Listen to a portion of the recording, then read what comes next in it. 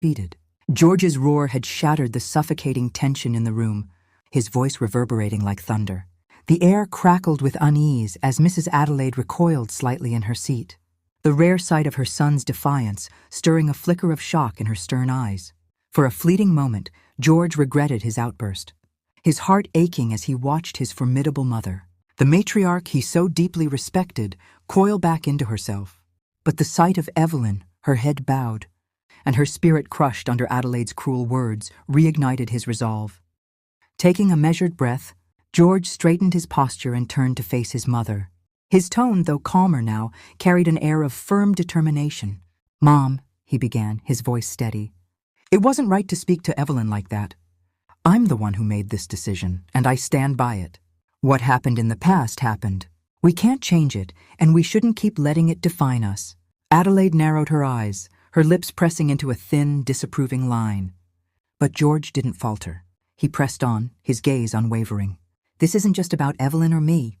This is about Jenny. She needs someone her age, a companion, a confidant. One day she'll take over the company, and she'll need to understand how to care for the people under her. This is an opportunity for her to grow.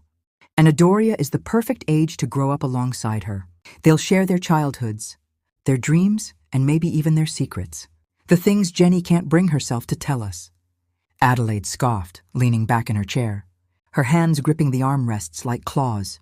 "There are other options," she snapped, her voice dripping with disdain. "Good, well-bred children in orphanages or respectable homes. We can find someone worthy of Jenny's companionship. Why does it have to be that insect from the gutters? Who knows what vile habits she's picked up from her circumstances? What if she corrupts my granddaughter with her behavior?"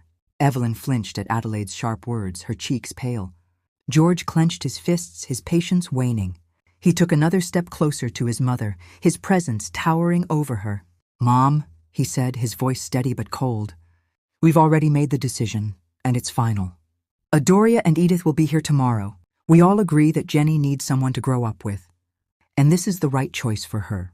All I ask is that you respect that decision and that you go easy on them." Adelaide's eyes flashed with fury, but George didn't wait for her rebuttal. Turning sharply, he motioned to the maid standing silently by the door. "Take Evelyn to her room," he instructed. His voice softened as he glanced at his wife, who looked utterly drained. "She needs to rest." As the maid helped Evelyn to her feet, Adelaide's piercing gaze followed her daughter-in-law's every movement. With a disdainful humph, she finally rose as well, allowing another maid to assist her up to her quarters. But as she climbed the grand staircase, her mind was racing. "Let them come,"